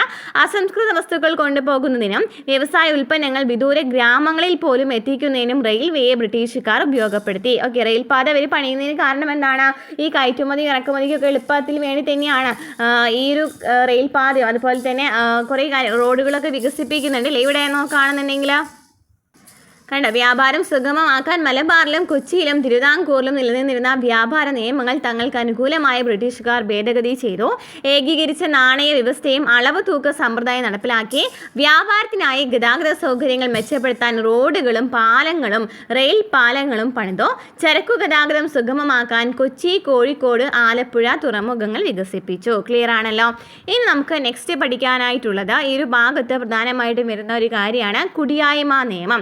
ഇവിടെ നമുക്ക് ജസ്റ്റ് ഒന്ന് പറഞ്ഞു തരാം കുടിയായ്മ നിയമത്തെ കുറിച്ചിട്ട്. ഇവിടെ പ്രധാനമായിട്ടും നമുക്ക് ഇയറാണ് പഠിച്ചു വച്ചിരിക്കേണ്ടത്. അതായത് ബ്രിട്ടീഷ് ഭരണം ഭൂമിയുടെ മേൽ വിവിധ ജനവിഭാഗങ്ങൾക്ക് ഉണ്ടായിരുന്ന അവകാശങ്ങളിൽ വലിയ മാറ്റം വരുത്താണ്. നമുക്ക് പ്രാദേശിക നാടുവാഴികളെയും ജന്മിമാരെയാണ് ആദ്യം ഭൂവുടമകളായിട്ട് കണക്കാക്കിയിട്ടുണ്ടായിരുന്നത്. ഓക്കെ, പ്രാദേശിക നാടുവാഴികളെയും ജന്മിമാരെയുമാണ് ഭൂവുടമകളായിട്ട് കണക്കാക്കിയിട്ടുണ്ടായിരുന്നത്. അവർ ബ്രിട്ടീഷുകാർക്ക് കൊടുക്കേണ്ട നികുതി ആദ്യം തന്നെ നിശ്ചയിക്കും. അതായത് അവിടെ എന്ത് സംഭവിച്ചാലും കുഴപ്പമില്ല, വിളവ് മോശമായാലും കുഴപ്പമില്ല, വിളവ് നല്ലതാണെങ്കിലും കുഴപ്പമില്ല, അവർ ആദ്യമേ തന്നെ നികുതി നിശ്ചയിക്കുകയാണ്. അങ്ങനെ ജന്മിമാരും നാടുവാഴികളും കുടിയാന്മാരുടെ മേലെ നികുതി ഭാരം അടിച്ചേൽപ്പിച്ചു. അതായത് ബ്രിട്ടീഷുകാർ ഏൽപ്പിക്കുന്ന ആരെയാണ്? ജന്മിമാരെയും നാടുവാഴികളെയാണ് നികുതി കൊണ്ടു കൊടുക്കാനായിട്ട് പറയുന്നത് അല്ലേ. അപ്പോൾ ഈ ജന്മിമാരും ഈ നാടുവാഴികളും എന്ത് ചെയ്യാണ്? കുടിയാന്മാരുടെ മേലാണ് നികുതി ഭാരം അടിച്ചേൽപ്പിക്കുന്നത്. അപ്പോൾ അവിടുത്തെ മലബാറിലെ കൃഷിക്കാരുടെ ജീവിതം അവിടെ ഭയങ്കര പരിതാപകരമാകുന്നതാണ്. അതിൻ്റെ ഭാഗമായിട്ടാണ് മാപ്പിള കലാപങ്ങൾ നടക്കുന്നത്. മാപ്പിള കലാപം 1921 നടക്കുന്നുണ്ടല്ലോ. അങ്ങനെ 1921 നടന്ന മാപ്പിള കലാപം എന്ത് കാരണമാണ് നടക്കുന്നതെന്ന് അറിയാൻ വേണ്ടിയിട്ട് ഒരു കമ്മീഷനെ നിയമിക്കുന്നുണ്ട്. അതാണ് വില്യം ലോഗൻ കമ്മീഷൻ. 1929 മലബാർ കുടിയായ്മ നിയമം നടപ്പിലാക്കി. ഓക്കെ, മാപ്പിള കലാപങ്ങളെക്കുറിച്ച് അന്വേഷിക്കുന്നതിന് വേണ്ടിയിട്ട് ലോഗൻ കമ്മീഷൻ വന്നു. ലോഗൻ കമ്മീഷൻ്റെ ശുപാർശ പ്രകാരം എന്ത് ചെയ്യാണ്? 1929 മലബാർ കുടിയായ്മ നിയമം നടപ്പിലാക്കാണ്. അങ്ങനെ ഈ ഒരു മലബാർ കുടിയായ്മ നിയമം നടപ്പിലാക്കിയപ്പോൾ കർഷകർക്ക് നാമമാത്രമാണെന്നുണ്ടെങ്കിലും ഒരു ചെറിയൊരു അവകാശം അവർക്ക് ലഭിച്ചിട്ടുണ്ടായിരുന്നു. ഓക്കെ, ഇത് നമ്മൾ നെക്സ്റ്റ് എന്ന് പറയുന്നതാണ് തിരുവിതാംകൂറിലെ മാർത്താണ്ഡവർമ്മയുടെ കാലം മുതൽ തന്നെ ഭൂവുടമ ബന്ധങ്ങളിൽ മാറ്റം വരുത്തിയിരുന്നു. മാടമ്പിമാരുടെ ഭൂമിയെല്ലാം പണ്ടാരം വക ഭൂമിയായി മാറി. ഈ പണ്ടാരം വക ഭൂമിയിലെ കുടിയാന്മാർക്ക് അവർ കൃഷി ചെയ്യുന്ന ഭൂമി സ്വന്തമായി നൽകിക്കൊണ്ടുള്ള സുപ്രധാന വിളംബരം 1865 തിരുവിതാംകൂർ സർക്കാർ പുറപ്പെടുവിച്ചു. ഇത് പണ്ടാരപ്പാട്ട വിളംബരം എന്നറിയപ്പെടുന്നു. അതായത് തിരുവിതാംകൂറിൽ മാർത്താണ്ഡവർമ്മയുടെ കാലം മുതലേ തന്നെ ഈ ഭൂവുടമകളെ കുറിച്ചിട്ടുള്ള കാര്യങ്ങൾ നടക്കുന്നുണ്ട്. അതിനെക്കുറിച്ചിട്ടുള്ള അന്വേഷണങ്ങളും അതുപോലെ തന്നെ കുറച്ച് നിയമങ്ങളൊക്കെ കൊണ്ടുവരുന്നുണ്ട്. അങ്ങനെ പ്രധാനമായിട്ടും വരുന്ന ഒരു കാര്യമാണ് എന്താ പറയുന്നത്? പണ്ടാരപ്പാട്ട വിളംബരം എന്ന് പറയുന്നത്. അതായത് മാടമ്പിമാരുടെ ഈ ഭൂമിയെല്ലാം പണ്ടാര വകയായിട്ട് മാറാണ്. പണ്ടാര വക എന്ന് വെച്ചാൽ സർക്കാരുടെ ഭൂമിയായിട്ട് മാറാണ്. അങ്ങനെ ഈ പണ്ടാര വക ഈ സർക്കാർ ഭൂമിയിൽ കൃഷി ചെയ്യുന്ന കുടിയാന്മാർക്ക് എന്ത് കൊടുക്കുകയാണ്? ഈ ഒരു ഭൂമി സ്വന്തമായിട്ട് നൽകി കൊടുക്കുകയാണ്. നൽകാണ്. അങ്ങനെ അതാണ് പണ്ടാരപ്പാട്ട വിളംബരം എന്നറിയപ്പെടുന്നത്. 1865 പണ്ടാരപ്പാട്ട വിളംബരം വരുന്നത്. 1896 പാസ്സാക്കിയ ജന്മി കുടിയാൻ നിയമപ്രകാരവും തിരുവിതാംകൂറിൽ കുടിയാന് ഭൂമിയുടെ മേൽ ഉടമാവകാശം ലഭിച്ചു. അപ്പോൾ 1865 എന്ത് വരുന്നത്? പണ്ടാരപ്പാട്ട വിളംബരം വരുന്നത്. 1896 ജന്മി കുടിയാൻ നിയമം വരുന്നത്. ജന്മി കുടിയാൻ നിയമം വരുന്നത്. അപ്പോൾ അത് പ്രകാരം ഒന്നും കൂടി ഊട്ടിയുറപ്പിക്കുകയാണ്. അതായത് കുടിയാന്മാർക്കാണ് ഈ ഭൂമി എന്നുള്ളത് ഊട്ടിയുറപ്പിക്കുകയാണ്. അങ്ങനെ ഭൂരിഭാഗം കുടിയാന്മാരും തിരുവിതാംകൂറിൽ നാമമാത്രമായിട്ടുള്ള ഭൂവുടമകളായിട്ട് മാറി. ഇതിന് പകരമായി അവർ സർക്കാരിലേക്ക് വലിയ നികുതിയും അടയ്ക്കേണ്ടിയിരുന്നു. അങ്ങനെ ഈ ഒരു ശരിക്കും പറഞ്ഞാൽ ഈ ഒരു ഉടമാവകാശം കുടിയാന്മാർക്ക് ലഭിച്ചു എന്ന് പറയുകയാണെങ്കിൽ ഒരു നാമമാത്രം, ഒരു പേരിന് വേണ്ടി മാത്രമാണ്. അതുപോലെ തന്നെ ഒരു വലിയ നികുതിയെങ്കിലും ഇവർ എന്ത് ചെയ്യണം, ഈ സർക്കാരിലേക്ക് വലിയൊരു നികുതി അടയ്ക്കണമായിരുന്നു. തിരുവിതാംകൂറിൽ ഈ നിയമങ്ങൾ തിരുവിതാംകൂറിലാണെന്നുണ്ടെങ്കിലും അതുപോലെ തന്നെ കൊച്ചിയിലാണെന്നുണ്ടെങ്കിലും എല്ലായിടത്തും ഈ ഒരു നിയമങ്ങൾ കാരണം കർഷകർ നന്നായിട്ട് പൊറുതിമുട്ടാണ്. അങ്ങനെ 1914 കൊച്ചിയിൽ കുടിയായ്മ നിയമം നിലവിൽ വരുന്നത്. അതായത് ഇവിടെ നമ്മൾ പഠിക്കേണ്ട കാര്യം എന്താണ്, തിരുവിതാംകൂറിലെ പണ്ടാരപ്പാട്ട വിളംബരം വരുന്നുണ്ട്. ഇതിനൊക്കെ കാരണമായിട്ടുള്ള കാരണങ്ങളാണോ പറയുന്നത്. പണ്ടാരപ്പാട്ട വിളംബരം എന്ന് വെച്ചാൽ സർക്കാർ വക ഭൂമി കുടിയാന്മാർക്ക് കൊടുക്കുകയാണ്. പക്ഷേ കുടിയാന്മാർക്ക് എന്താണ്, പേരിന് മാത്രമാണ് ഒരു അവകാശമുള്ളൂ. അതുപോലെ തന്നെ പിന്നീട് തിരുവിതാംകൂറിൽ കുടിയായ്മ നിയമം നമുക്ക് ജന്മി കുടിയായ്മ നിയമം വരാണ്. അത് പ്രകാരമാണെന്നുണ്ടെങ്കിലും ചെറിയൊരു അവകാശം ആർക്ക് ലഭിക്കുന്നുണ്ട്, കുടിയാന്മാർക്ക് ലഭിക്കുന്നുണ്ട്. പക്ഷേ ഇവർക്ക് അതിനൊരു വലിയൊരു പ്രശ്നം നേരിടേണ്ടി വന്നതാണ്, ഒരു വലിയൊരു നികുതി ഇവർക്ക് കൊടുക്കേണ്ടതായിട്ട് വന്നു അല്ലേ. അപ്പോൾ ഈ വർഷം എന്താണെന്നുള്ളത് പഠിച്ചു വെച്ചിരിക്കുക. തിരുവിതാംകൂറിൽ 1865 പണ്ടാരപ്പാട്ട വിളംബരം വന്നു. പണ്ടാരപ്പാട്ട വിളംബരം തിരുവിതാംകൂറിലാണ് വരുന്നത്, 1865. ഇനി കൊച്ചിയിൽ 1914 എന്ത് വന്നു, കുടിയായ്മ നിയമം നിലവിൽ വന്നു അല്ലേ. കൊച്ചിയിൽ കുടിയായ്മ നിയമം നിലവിൽ വന്നതെന്നാണ് 1914. ഇനി മലബാർ കുടിയായ്മ നിയമം നിലവിൽ വന്നതെന്നാണ് 1929. അപ്പോൾ 1865 തിരുവിതാംകൂറിൽ പണ്ടാരപ്പാട്ട വിളംബരം വന്നു. 1914 കൊച്ചിയിലെ കുടിയായ്മ നിയമം വന്നു. 1929 മലബാർ കുടിയായ്മ നിയമം നിലവിൽ വന്നത്. ക്ലിയർ ആണല്ലോ. ഈ ഒരു ടേബിൾ എന്തായാലും പഠിച്ചു വെച്ചിരിക്കാം. അപ്പോൾ തിരുവിതാംകൂറിൽ 1865 പണ്ടാരപ്പാട്ട വിളംബരം. ഇനി ജന്മി കുടിയായ്മ നിയമം നിലവിൽ വന്നതെന്നാണ് 1914. ഇതാണ് കൊച്ചിയിലാണ് വന്നില്ലേ. മലബാറിലാണെങ്കിൽ മലബാർ കുടിയായ്മ നിയമം നിലവിൽ വന്നതെന്നാണ് 1929. ക്ലിയർ ആയെന്ന് വിചാരിക്കണം. ഇനി പ്രധാനമായിട്ടും ഇവിടുത്തെ വാണിജ്യവൽക്കരണത്തെക്കുറിച്ച് പറയുന്നുണ്ട്. അതായത് കേരളീയ ഉൽപ്പന്നങ്ങൾക്ക് വിദേശ കമ്പോളത്തിൽ വലിയൊരു ആവശ്യക്കാരുണ്ടായിരുന്നു. ഓക്കെ, അപ്പോൾ അതിനാൽ തന്നെ എല്ലാവരോടും എന്ന് പറയുകയാണ്, ഈ കാപ്പി, തേയില, ഏലം, റബ്ബർ എന്നിവ കൃഷി ചെയ്യാൻ പറയാണ്. അപ്പോൾ ഇങ്ങനെ കൃഷി ചെയ്യുമ്പോൾ ഇവർക്ക് എന്താണ്, ഭക്ഷ്യ ഉൽപ്പന്നങ്ങളൊന്നും കൃഷി ചെയ്യാൻ പറ്റുന്നില്ല അല്ലേ. അങ്ങനെ അവർ ഇതിന് പരിഹാരമായിട്ട് മരച്ചീനി കൃഷി ചെയ്യുന്നുണ്ട്. ഇതേ സമയത്ത് തന്നെ ബ്രിട്ടീഷുകാരനായിട്ടുള്ള കൊനോലിയുടെ നേതൃത്വത്തിൽ നിലമ്പൂരിൽ തേക്കുതോട്ടം ആരംഭിക്കുന്നുണ്ട്. ഈ തോട്ടങ്ങളുടെ ഭൂരിഭാഗവും ഉടമസ്ഥതാർക്കാണ്, ബ്രിട്ടീഷുകാർക്കാണ് ലഭിക്കുന്നത്. അപ്പോൾ വനഭൂമി ബ്രിട്ടീഷുകാർക്ക് പതിച്ചു നൽകുകയും അതുപോലെ തന്നെ തോട്ടങ്ങളിലേക്ക് ഗതാഗത സൗകര്യം ഏർപ്പെടുത്തിയതും തിരുവിതാംകൂറിലെയും കൊച്ചിയിലെയും ഭരണാധികാരികൾ തോട്ടകൃഷി പ്രോത്സാഹിപ്പിച്ചു. എന്താ പറയുന്നത്, ഈ വനഭൂമിയിൽ എന്താണ്, ഈ തോട്ടങ്ങൾ പ്രധാനമായിട്ടും ബ്രിട്ടീഷുകാരുടെ ഉടമസ്ഥയിലാണെന്ന് പറഞ്ഞു അല്ലേ. ഈ തോട്ടങ്ങൾ കൂടുതലും എന്താണ്, ബ്രിട്ടീഷുകാരുടെ കയ്യിൽ തന്നെയാണ്. വനഭൂമി വനത്തോതിൽ ബ്രിട്ടീഷുകാർക്ക് പതിച്ചു നൽകി. അതുപോലെ തന്നെ തോട്ടങ്ങളിലേക്ക് ഗതാഗത സൗകര്യം ഏർപ്പെടുത്തിയും തിരുവിതാംകൂറിലെയും കൊച്ചിയിലെയും ഭരണാധികാരികൾ തോട്ടകൃഷി പ്രോത്സാഹിപ്പിച്ചു. അങ്ങനെ കേരളം വാണിജ്യ വിളകൾ കൃഷി ചെയ്യുന്ന പ്രദേശമായിട്ട് മാറാണ്. ഇവിടെ നമുക്ക് പ്രധാനമായിട്ടും പഠിച്ചു വെച്ചിരിക്കുന്നത് കൊനാലി പ്ലോട്ടാണ്. വ്യാപാര ആവശ്യത്തിനുള്ള കപ്പലുകൾ നിർമ്മിക്കുന്നതിന് വൻതോതിൽ തേക്കുമരങ്ങൾ ബ്രിട്ടീഷ് ഈസ്റ്റ് ഇന്ത്യ കമ്പനിക്ക് ആവശ്യമായി വന്നു. തേക്കിന് പറ്റിയ മലബാറിലെ വളക്കൂറുള്ള മണ്ണിൽ തേക്കുമരങ്ങൾ വെച്ചുപിടിപ്പിക്കാൻ കളക്ടറായ ഹെൻറി വാലന്റൈൻ കോനോലിയെ കമ്പനി ചുമതലപ്പെടുത്തി. നിലമ്പൂർ മേഖലയിലെ 1500 ഏക്കറിലും കോനോലി തേക്ക് വെച്ചുപിടിപ്പിച്ചു. ഇത് പിന്നീട് കോനോലി പ്ലോട്ട് എന്നറിയപ്പെട്ടു. ഓക്കെ, നെക്സ്റ്റ് ഇവിടെ പ്രധാനമായിട്ട് വരുന്ന വ്യവസായങ്ങളെക്കുറിച്ച് പറയുന്നുണ്ട്. അവിടെ നമുക്ക് പ്രധാനമായിട്ടും പഠിച്ചു വെച്ചിരിക്കേണ്ടത് തേയില, കാപ്പി, റബ്ബർ എന്നിവയാണ് തോട്ടം മേഖലയിലെ പ്രധാനപ്പെട്ട വ്യവസായങ്ങൾ വന്നത്. ഓക്കെ, തോട്ടം മേഖലകളിലെ പ്രധാനപ്പെട്ട വ്യവസായം തേയില, കാപ്പി, റബ്ബർ എന്നിവയെ ആശ്രയിച്ചിട്ടായിരുന്നു. അതുപോലെ തന്നെ പരമ്പരാഗത വ്യവസായങ്ങളായിട്ടുള്ള നാളികേരം, കയർ, കശുവണ്ടി, കൈത്തറി, ബീഡി എന്നിവയും പരമ്പരാഗത വ്യവസായങ്ങളാണ്. അതുപോലെ തന്നെ എണ്ണയാട്ട് മില്ലുകൾ കേരളത്തിൽ വ്യാപകമായിരുന്നു. ആലപ്പുഴയാണ് വെളിച്ചെണ്ണ വ്യവസായത്തിന് കേന്ദ്രം. ചോദിക്കുകയാണെങ്കിൽ ഏതാണ്, ആലപ്പുഴയാണ്. 1859 ആദ്യത്തെ കയർ ഫാക്ടറി എവിടെ സ്ഥാപിതമായി, ആലപ്പുഴയിൽ സ്ഥാപിതമായി. ഓക്കെ, ആലപ്പുഴയിൽ 1859 ആദ്യത്തെ കയർ ഫാക്ടറി സ്ഥാപിതമായി. അതുപോലെ തന്നെ ഫറോക്ക്, കൊല്ലം, ഒല്ലൂർ തുടങ്ങിയ പ്രദേശങ്ങളിലൊക്കെ ഓട്ട് കമ്പനികളും കണ്ണൂരും കോഴിക്കോടും കൈത്തറി നിർമ്മാണശാലകളും ആരംഭിച്ചു. ബീഡി വ്യവസായം എവിടെയാണ്, കണ്ണൂരാണ് വരുന്നത്. ഓക്കെ, 1859 ആദ്യത്തെ കയർ ഫാക്ടറി വരുന്നത്. ആലപ്പുഴയിലാണ്. പഠിച്ചു വെച്ചിരിക്കുക. പുനലൂർ പേപ്പർ മിൽ എവിടെയാണ്, കൊല്ലമാണ്. കളമശ്ശേരിയിലെ ഫാക്ട് എവിടെയാണ്, എറണാകുളത്താണ്. Kundara ceramics, Kollam. Rubber works, Thiruvananthapuram. Tata oil mills Kochi, Alagappa തുണി mill Kochi, Punalur paper mill Kollam, കളമശ്ശേരിയിലെ factory Ernakulam, Kundara ceramics Kollam, rubber works Thiruvananthapuram, Tata oil mills Kochi, Alagappa തുണി മില്ല് കൊച്ചി. ഓക്കെ, ഇവിടെ നമുക്ക് പ്രധാനമായിട്ടും പഠിച്ചു വെച്ചിരിക്കേണ്ട ഒരു കാര്യമാണ് ആദ്യമായി രൂപം കൊണ്ട സ്വകാര്യ ബാങ്ക് ഏതാണ്? നെടുങ്ങാടി ബാങ്കാണ്. ആദ്യമായിട്ട് രൂപം കൊണ്ട ബാങ്ക്, സ്വകാര്യ ബാങ്ക് ചോദിക്കുകയാണെങ്കിൽ ഇതാണ് നെടുങ്ങാടി ബാങ്കാണ്. അതുപോലെ തന്നെ നെക്സ്റ്റ് നമുക്ക് സാംസ്കാരിക മേഖലയെ കുറിച്ചിട്ടാണ് പഠിക്കാനായിട്ടുള്ളത്. ഇവിടെ നമുക്ക് പഠിച്ചു വെച്ചിരിക്കേണ്ട കാര്യം മലയാളത്തിൽ വ്യാകരണ ഗ്രന്ഥങ്ങളും നിഘണ്ടുവും തയ്യാറാക്കുന്നതിൽ കൂടുതൽ താല്പര്യം പ്രകടിപ്പിച്ചിരുന്നത് ജെസ്യൂട്ടി മിഷണറിമാരാണ്. ഡോക്ടർ ആഞ്ചലോസ് ഫ്രാൻസിസ് ആണ് മലയാളത്തിലെ ആദ്യത്തെ വ്യാകരണ ഗ്രന്ഥം തയ്യാറാക്കിയത്. മലയാളത്തിലെ ആദ്യത്തെ വ്യാകരണ ഗ്രന്ഥം തയ്യാറാക്കിയത് ആരാണ്? ഡോക്ടർ ആഞ്ചലോസ് ഫ്രാൻസിസ് ആണ്. ഇനി ആദ്യത്തെ നിഘണ്ടു രൂപപ്പെടുത്തിയത് ആരാണ്? അർണോസ് പാതിരിയാണ് ആദ്യത്തെ നിഘണ്ടു രൂപപ്പെടുത്തിയത്. മലയാള ഭാഷയിൽ അച്ചടിച്ച ആദ്യ സമ്പൂർണ്ണ ഗ്രന്ഥം ഏതാണ്? സംക്ഷേപ വേദാർത്ഥമാണ്. ബെഞ്ചമിൻ ബെയ്ലി എന്താ ചെയ്തത്? ഇംഗ്ലീഷ് ടു മലയാളം നിഘണ്ടുവും doctor Hermann Gundert Malayalam to English നിഘണ്ടുവും പ്രസിദ്ധപ്പെടുത്തി. പിന്നെ ഹെർമൻ ഗുണ്ടേട്ടിൻ്റെ പ്രസിദ്ധമായിട്ടുള്ള പത്രങ്ങളാണ് രാജ്യസമാചാരവും പശ്ചിമോദയവും. ഓക്കെ, ഇത്രയും പഠിച്ചു വെച്ചിരിക്കുക. അപ്പം സാംസ്കാരിക മേഖലയെ കുറിച്ച് പറയുകയാണെന്നുണ്ടെങ്കിൽ പ്രധാനമായിട്ടുള്ള വ്യക്തിത്വങ്ങളും ഇവർ എന്തൊക്കെയാണ് നമുക്ക് സംഭാവനകൾ നൽകിയിട്ടുള്ളതെന്നാണ് പറയുന്നത്. ആദ്യം നോക്കുകയാണെങ്കിൽ ആഞ്ചലോസ് ഫ്രാൻസിസ് ആണ് ആദ്യത്തെ വ്യാകരണ ഗ്രന്ഥം തയ്യാറാക്കിയത്. ബെഞ്ചമിൻ ബെയ്ലി ഏതാ തയ്യാറാക്കിയത്? ഇംഗ്ലീഷ് ടു മലയാളമാണ് അല്ലേ? ഇംഗ്ലീഷ് ടു മലയാളം നിഘണ്ടു തയ്യാറാക്കിയത് ബെഞ്ചമിൻ ബെയ്ലിയാണ്. എന്നാൽ മലയാളം ടു ഇംഗ്ലീഷ് നിഘണ്ടു തയ്യാറാക്കിയത് ഹെർമൻ ഗുണ്ടേട്ടാണ്. മലയാള ഭാഷയിലെ ആദ്യത്തെ നിഘണ്ടു ആരാണ് തയ്യാറാക്കിയത്? അർണോസ് പാതിരിയാണ്.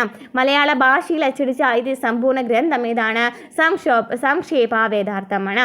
ഇനി ഹെർമൻ ഗുണ്ടേട്ടിൻ്റെ പ്രധാനപ്പെട്ട വേറെ പത്രങ്ങളാണ് രാജ്യസമാചാരവും പശ്ചിമോദയവും. ക്ലിയർ ആണല്ലോ? ഇനി സംക്ഷേപ വേദാർത്ഥം എന്ന് വെച്ചാൽ മലയാള ഭാഷയിൽ അച്ചടിച്ച ആദ്യത്തെ സമ്പൂർണ്ണ ഗ്രന്ഥമാണ്. പഠിച്ചു വെച്ചിരിക്കാം. മലയാളത്തിലെ ആദ്യത്തെ നിഘണ്ടു ചോദിക്കുകയാണെങ്കിൽ അർണോസ് പാതിരിയാണ്. മലയാള ഭാഷയിലെ ആദ്യത്തെ നിഘണ്ടു ചോദിക്കുകയാണെങ്കിൽ അതാണ് അർണോസ് പാതിരിയാണ് തയ്യാറാക്കിയത് എന്നും പഠിച്ചു വെച്ചിരിക്കുക. ഓക്കെ, അപ്പം ലണ്ടൻ മിഷൻ സൊസൈറ്റി നോക്കുകയാണെങ്കിൽ എവിടെയാണ് പ്രവർത്തന മേഖല വരുന്നത്? തിരുവിതാംകൂറാണ് അല്ലേ? LMS തിരുവിതാംകൂറാണ്. ചർച്ച് മിഷൻ സൊസൈറ്റി ആണെന്നുണ്ടെങ്കിലോ കൊച്ചി തിരുവിതാംകൂറാണ്. ബേസൽ ഇവാഞ്ചലിക്കൽ മിഷൻ നോക്കുകയാണെങ്കിൽ മലബാറാണ്. ഇവ മൂന്നും കഴിഞ്ഞ കുറേ ക്വസ്റ്റ്യൻ പേപ്പറിൽ ചോദിച്ചിട്ടുള്ള ക്വസ്റ്റ്യൻസ് തന്നെയാണ് കേട്ടോ. അപ്പോൾ LMS തിരുവിതാംകൂറാണ്, CMS കൊച്ചി തിരുവിതാംകൂറാണ്, ബേസൽ ഇവാഞ്ചലിക്കൽ മിഷൻ എവിടെയാണ്? മലബാറിലാണ്. ഇനി ഇവിടെ പഠിക്കാനായിട്ടുള്ളത് ദേശീയ പ്രസ്ഥാനം കേരളത്തിൽ എന്നാണ്. അപ്പോൾ ദേശീയ പ്രസ്ഥാനങ്ങളെക്കുറിച്ച് നോക്കുകയാണെങ്കിൽ മലബാറിൽ നടന്നിട്ടുള്ള, അതായത് മലബാർ ജില്ലാ കോൺഗ്രസ് നന്നായി പഠിച്ചു വെച്ചിരിക്കുന്ന ഒരു ഭാഗമാണ്. മലബാർ കോൺഗ്രസ് 1916 ആദ്യമായിട്ട് നടക്കുന്നത്. എവിടെയാണ്? പാലക്കാട്ട് വെച്ചിട്ടാണ്. അധ്യക്ഷൻ ചോദിക്കുകയാണെങ്കിൽ ആനി ബസൻ്റ് ആണ്. അപ്പോൾ 1916 ആനി ബസന്റിൻ്റെ അധ്യക്ഷതയിലാണ് പാലക്കാട്ട് വെച്ചിട്ട് മലബാർ ജില്ലാ കോൺഗ്രസ് നടക്കുന്നത്. അതിൽ KP Keshava Menon, KP Raman Menon, Muhammad Abdurahman Sahib, K Madhavan Nair, E Moidu മൗലവി, MP നാരായണ മേനോനാണ് ഉണ്ടായിരുന്നത്. ആരൊക്കെയാണ്? KP Keshava Menon, KP Raman Menon, Muhammad Abdurahman Sahib, K Madhavan Nair, E Moidu മൗലവി, MP നാരായണ മേനോൻ എന്നിവരാണ് ഉണ്ടായിരുന്നത്. 1916 ആദ്യത്തെ സമ്മേളനം നടക്കുന്നത്. എന്നാൽ അവസാനത്തെ സമ്മേളനം ചോദിക്കുകയാണെങ്കിൽ 1920 മഞ്ചേരി സമ്മേളനം. മഞ്ചേരി സമ്മേളനത്തിന് പ്രത്യേകത, അവിടെ പ്രധാനപ്പെട്ട വിഷയങ്ങൾ ചർച്ച ചെയ്തിട്ടുണ്ടായിരുന്നു. എന്തൊക്കെയാണ്? ഭരണപരിഷ്കരണം, കുടിയാൻ പ്രശ്നം, ഖിലാഫത്ത് തുടങ്ങിയവയാണ്. ഈ ഖിലാഫത്ത് പ്രസ്ഥാനവുമായി ബന്ധപ്പെട്ട് 1919 ഖിലാഫത്ത് പ്രസ്ഥാനം വരുന്നതിൽ ഇന്ത്യയിൽ. അങ്ങനെ കേരളത്തിലെ 1920 വന്ന സമയത്ത് ഗാന്ധിജിയും ഷൗക്കത്തിലെയും കോഴിക്കോട്ട് എത്തിയിട്ട് ഖിലാഫത്ത് പ്രസ്ഥാനത്തിന് പിന്തുണ നൽകിയിട്ടുണ്ടായിരുന്നു. അങ്ങനെ ഖിലാഫത്ത് കമ്മിറ്റിയും കട്ടിലശ്ശേരി മുഹമ്മദ് മൗലവിയാണ് പ്രസിഡന്റ് ആയിട്ടുണ്ടായിരുന്നത്. അതിൽ മുഹമ്മദ് അബ്ദുറഹ്മാൻ സാഹിബാണ് സെക്രട്ടറി ആയിട്ടുണ്ടായിരുന്നത്. ഓക്കെ, കട്ടിലശ്ശേരി മുഹമ്മദ് മൗലവി പ്രസിഡന്റും മുഹമ്മദ് അബ്ദുറഹ്മാൻ സാഹിബാണ് സെക്രട്ടറി ആയിട്ടുണ്ടായിരുന്നത്. ഖിലാഫത്ത് പ്രസ്ഥാനം അങ്ങനെ മലബാറിൽ ശക്തിപ്പെടാണ്. ഇതിനെ അതേ തുടർന്നിട്ട് മലബാറിൽ ബ്രിട്ടീഷുകാരോടുള്ള കുറച്ച് സമരങ്ങളൊക്കെ നടക്കുന്നുണ്ട്. അതിൽ പ്രധാനപ്പെട്ട ഒരു കലാപമാണ് മലബാർ കലാപം. ഏറനാട്, വെള്ളുവനാട്, പൊന്നാനി താലൂക്കുകളിലാണ് പ്രധാനമായിട്ടും ഈ കർഷക കലാപങ്ങൾ നടന്നിട്ടുണ്ടായിരുന്നത്. ഈ 1921 മലബാർ കലാപവുമായി ബന്ധപ്പെട്ട പ്രധാനപ്പെട്ട ഒരു സംഭവമാണ് പൂക്കോട്ടൂർ കലാപം. നെക്സ്റ്റ് 1930 നിയമലംഘന പ്രസ്ഥാനം വരുന്നത് അല്ലേ? നിയമലംഘന പ്രസ്ഥാനം വരുന്നത് 1930 കേരളത്തിൽ നേതൃത്വം കൊടുത്തിട്ടുണ്ടായിരുന്ന ആരാണ്? K കേളപ്പനാണ്. പയ്യന്നൂരിൽ ചോദിക്കുകയാണെങ്കിൽ K കേളപ്പനും, എന്നാൽ കോഴിക്കോട് ചോദിക്കുകയാണെങ്കിൽ മുഹമ്മദ് അബ്ദുറഹ്മാൻ സാഹിബുമാണ്. അപ്പോൾ K കേളപ്പനാണ് പയ്യന്നൂരിൽ നേതൃത്വം കൊടുത്തിട്ടുണ്ടായിരുന്നത്. മുഹമ്മദ് അബ്ദുറഹ്മാനാണ് കോഴിക്കോട് നേതൃത്വം കൊടുത്തിട്ടുണ്ടായിരുന്നത്. പിന്നീട് ഈ ബ്രിട്ടീഷ് പട്ടാളം ഇവരെ ക്രൂരമായി മർദ്ദിക്കുകയും സമരക്കാരെ അറസ്റ്റ് ചെയ്ത് ജയിലിൽ അടയ്ക്കുകയും ചെയ്യുന്നുണ്ട്. ഈ എന്താണ് നമ്മുടെ ഈ നിയമലംഘന പ്രസ്ഥാനവുമായി ബന്ധപ്പെട്ടിട്ട് കൂടുതലായിട്ട് ചെയ്തിരുന്ന കാര്യങ്ങൾ എന്തായിരുന്നു? വിദേശ വസ്തു ബഹിഷ്കരണം, അതുപോലെ തന്നെ മദ്യഷാപ്പ് പിക്കറ്റിങ്ങുകളും ഖാദി പ്രചാരണവുമാണ്. അങ്ങനെ 1931 നമ്മൾ പറഞ്ഞു ഈ നിയമലംഘന പ്രസ്ഥാനം ആരംഭിക്കുന്നത് 1930-കളിലാണ് അല്ലേ. അങ്ങനെ 1934 ആയപ്പോൾ ഗാന്ധിജി നിയമലംഘന പ്രസ്ഥാനം പിൻവലിക്കുന്നുണ്ട്. അത് ഒരു കൂട്ടം കോൺഗ്രസ് പ്രവർത്തകർക്ക് അത് ഇഷ്ടമാവുന്നില്ല. അങ്ങനെ അവർ രൂപപ്പെടുത്താണ് കോൺഗ്രസ് സോഷ്യലിസ്റ്റ് പാർട്ടി രൂപീകരിക്കുകയാണ്. 1939 കോൺഗ്രസ് സോഷ്യലിസ്റ്റ് പാർട്ടി കമ്മ്യൂണിസ്റ്റ് പാർട്ടിയായിട്ട് രൂപീകരിക്കപ്പെടുന്നത്. ഓക്കെ, അപ്പോൾ ഇവർ കമ്മ്യൂണിസ്റ്റ് സോഷ്യലിസ്റ്റ് പാർട്ടി രൂപീകരിക്കുന്നുണ്ട്. പിന്നീട് ഈ കോൺഗ്രസ് സോഷ്യലിസ്റ്റ് പാർട്ടിയാണ് ആദ്യമായിട്ട് രൂപീകരിച്ചത്. പിന്നീട് അതെന്തായിട്ട് മാറാണ്? കമ്മ്യൂണിസ്റ്റ് പാർട്ടിയായിട്ട് രൂപീകരിക്കപ്പെടുന്നത് 1939. ഇതിൽ നേതൃത്വം കൊടുത്തവർ ആരൊക്കെയാണ്? EMS-ഉം AK ഗോപാലനും P കൃഷ്ണപിള്ളയുമാണ്. EMS, AK Gopalan, P കൃഷ്ണപിള്ളയാണ്. അങ്ങനെ പിന്നീട് ഈ ഒരു സമരത്തിൽ കുറേ പേര് പങ്കാളികളാകുന്നുണ്ട്. ആരൊക്കെയാണ്? കർഷകരും തൊഴിലാളികളൊക്കെ ഈ ഒരു സമരത്തിൽ പങ്കാളികളാകുന്നുണ്ട്. കയ്യൂർ മൊറാഴ സമരം, കരിവെള്ളൂർ സമരം അല്ലേ, ഒക്കെ കേട്ടിട്ടുണ്ടാവും അല്ലേ? കയ്യൂർ, കരിവെള്ളൂർ, മൊറാഴ എന്ന് പറയുന്ന സ്ഥലങ്ങളിലൊക്കെ ഈ ഒരു കർഷക സംഘങ്ങൾ രൂപീകരിക്കപ്പെടുന്നുണ്ട്. ഓക്കെ, പിന്നെ നമുക്കറിയാം കീഴരിയൂർ ബോംബ് കേസിലെ ആരാണ്? KB മേനോനാണല്ലേ. കീഴരിയൂർ ബോംബ് കേസുമായി ബന്ധപ്പെട്ട് വരുന്ന ആരാണ്? നേരത്തെ നമ്മൾ കണ്ടുല്ലേ, കീഴരിയൂർ ബോംബ് കേസുമായി ബന്ധപ്പെട്ട് വരുന്ന ആരാണ്? KB മേനോനാണ്. ഓക്കെ, പിന്നീട് നമ്മളിവിടെ പഠിക്കാനായിട്ടുള്ളത് പൂക്കോട്ടൂർ യുദ്ധം എന്താണെന്ന് നമ്മൾ പറഞ്ഞതാണ്. ചേറ്റൂർ ശങ്കരൻ നായർ, C ശങ്കരൻ നായരെ കുറിച്ച് എപ്പോഴും ചോദിക്കുന്ന ഒരു ക്വസ്റ്റ്യൻ എന്താണ്? INC-യിൽ പ്രസിഡന്റ് ആയിട്ടുള്ള ആദ്യത്തെ മലയാളി ആരാണ്? C ശങ്കരൻ നായരാണ്. ഒരേ ഒരു മലയാളിയിലെ അധ്യക്ഷ പദവിയിലിരുന്ന ഒരേ ഒരു മലയാളിയാണ് C ശങ്കരൻ നായർ. 1897 അമരാവതി സമ്മേളനത്തിലാണ് അദ്ദേഹം അധ്യക്ഷയായിട്ടുണ്ടായിരുന്നത്. അതായത് പ്രസിഡന്റായിട്ട് തിരഞ്ഞെടുക്കപ്പെട്ടിട്ടുണ്ടായിരുന്നത്. ജാലിയൻ വാലാബാഗ് കൂട്ടക്കൊലയിൽ പ്രതിഷേധിച്ച് അദ്ദേഹം വൈസ്രോയുടെ എക്സിക്യൂട്ടീവ് കൗൺസിൽ അംഗത്വം രാജിവെച്ചു. ഗാന്ധിയൻ സമരങ്ങളോട് കടുത്ത യോജിപ്പ് പ്രകടിപ്പിച്ച അദ്ദേഹം ഗാന്ധിജിയും അരാജകത്വവും എന്ന ഗ്രന്ഥം രചിച്ചു. ചോദിക്കാറുണ്ട്. C ശങ്കരൻ നായരുടേതാണ് ഗാന്ധിജിയും അരാജകത്വം എന്ന് പറയുന്നത്. അതുപോലെ തന്നെ ജാലിയൻ വാലാബാഗ് കൂട്ടക്കൊലയുമായി ബന്ധപ്പെട്ട് നോക്കുകയാണെന്നുണ്ടെങ്കിൽ അദ്ദേഹം എന്താണ്? വൈസ്രോയുടെ എക്സിക്യൂട്ടീവ് കൗൺസിൽ മെമ്പർഷിപ്പ് ഒക്കെ ഈ അംഗത്വം രാജിവെക്കുന്നുണ്ട്. ഓക്കെ, അത്രയും ക്ലിയർ ആണല്ലോ. ഇനി നമുക്ക് മലബാറിനെ കുറിച്ച് നമ്മൾ പറഞ്ഞു. ഇനി തിരുവിതാംകൂറിനെ കുറിച്ച് പറയുന്നുണ്ട്. ഇവിടെ നമുക്ക് പ്രധാനമായിട്ട് പഠിക്കേണ്ടത് പുന്നപ്ര വയലാർ സമരമാണ്. പുന്നപ്ര വയലാർ സമരം. ഓക്കെ, തിരുവിതാംകൂർ പൗര സ്വാതന്ത്ര്യം കൈവരിക്കുന്നതിനുള്ള സമരം തുടങ്ങിയിട്ട് കാലം കുറേയായി. പുന്നപ്രയിലും വയലാറിലും തൊഴിലാളികൾ നടത്തിയ സമരം പൗര സ്വാതന്ത്ര്യത്തിനും ജനകീയ ഭരണത്തിനും വേണ്ടിയുള്ളതായിരുന്നു. ഓക്കെ, അപ്പോൾ ഇനി തിരുവിതാംകൂറിനെ കുറിച്ച് പറയുകയാണെന്നുണ്ടെങ്കിൽ നമുക്ക് പ്രധാനമായിട്ടും പഠിച്ചു വെച്ചിരിക്കുന്ന ഒരു കാര്യമാണ് മലയാളി മെമ്മോറിയൽ അല്ലേ. Malayali memorial 1991 Malayali memorial GP Pillai അല്ലേ. GP പിള്ളയാണ് ഈ മലയാളി മെമ്മോറിയൽ സമർപ്പിക്കുന്നത് അല്ലേ. അതിൽ പ്രധാനമായിട്ടും ഇവരുടെ ആവശ്യം എന്താണ്? തിരുവിതാംകൂറുകാരും കൂടെയും ഈ സർക്കാർ ജോലികളിൽ അല്ലെങ്കിൽ സർക്കാർ ജോലികളിൽ തിരുവിതാംകൂർക്ക് മതിയായിട്ടുള്ള പ്രാതിനിധ്യം വേണമെന്ന് ഉള്ള ആവശ്യമാണ് ഈ GP പിള്ള ഈ മലയാളി മെമ്മോറിയലിലൂടെ അവതരിപ്പിക്കുന്നത്. ഓക്കെ, അതിനുശേഷം നമുക്കറിയാം ഈഴവ മെമ്മോറിയൽ വരുന്നുണ്ട്. 1896 ഈഴവ മെമ്മോറിയൽ വരുന്നത് അല്ലേ. 1896 ഈഴവ മെമ്മോറിയൽ വരുന്നത്. ആരാണ് ഇത് സമർപ്പിക്കുന്നത്? പൽപ്പു അല്ലേ, ഡോക്ടർ പൽപ്പു ആണ് സമർപ്പിക്കുന്നത്. പിന്നീട് പ്രധാനമായിട്ടും പഠിച്ചു വെച്ചിരിക്കേണ്ടത് സ്വദേശാഭിമാനി പത്രം. സ്വദേശാഭിമാനി പത്രത്തിൻ്റെ സ്ഥാപകൻ ആരാണ്? വക്കം അബ്ദുൽ ഖാദർ മൗലവിയാണ്. എഡിറ്റർ ചോദിക്കുകയാണെങ്കിൽ ആരാണ്? രാമകൃഷ്ണ പിള്ളയാണ് അല്ലേ. സ്വദേശാഭിമാനി രാമകൃഷ്ണ പിള്ളയാണ്. എന്താ ആദ്യത്തെ എഡിറ്റർ ചോദിക്കുകയാണെങ്കിൽ ആരാണ്? C ഗോവിന്ദ പിള്ളയാണ്. ഓക്കെ, പിന്നീട് 1932 നിവർത്തന പ്രക്ഷോഭം. 1932 നിവർത്തന പ്രക്ഷോഭത്തിൽ എന്താ പറയുന്നത്? സർക്കാർ ഉദ്യോഗങ്ങളിലും നിയമസഭയിലും ജനസംഖ്യാനുപാതികമായിട്ട് സംവരണം വേണം. ഓക്കെ, ജനസംഖ്യാനുപാതികമായിട്ട് ക്രിസ്ത്യൻ മുസ്ലിം ഈഴവ സമുദായക്കാർക്ക് വേണ്ടിയിട്ടുള്ള അല്ലേ, ക്രിസ്ത്യൻ മുസ്ലിം ഈഴവ സമുദായക്കാർ എന്നിവർ നേതൃത്വം കൊടുത്തിട്ടുള്ള ഒരു പ്രക്ഷോഭമാണ് 1932 നിവർത്തന പ്രക്ഷോഭം. അതിന് NV ജോസഫും PK കുഞ്ഞും C കേശവനാണ് നേതൃത്വം കൊടുത്തിട്ടുണ്ടായിരുന്നത്. NV ജോസഫും PK കുഞ്ഞും C കേശവനുമാണ് അതിൽ നേതൃത്വം കൊടുത്തിട്ടുണ്ടായിരുന്നത്. പിന്നീട് നമുക്കിവിടെ പഠിക്കേണ്ടത് 1938 പട്ടം താണുപിള്ള പ്രസിഡന്റായി തിരുവിതാംകൂർ സ്റ്റേറ്റ് കോൺഗ്രസ് രൂപീകരിക്കപ്പെട്ടു. തിരുവിതാംകൂർ സ്റ്റേറ്റ് കോൺഗ്രസ് രൂപീകരിക്കപ്പെട്ടത് എന്നാണ്? 1938 പ്രസിഡന്റ് ചോദിക്കുകയാണെങ്കിൽ ആരാണ്? പട്ടം താണുപിള്ളയാണ്.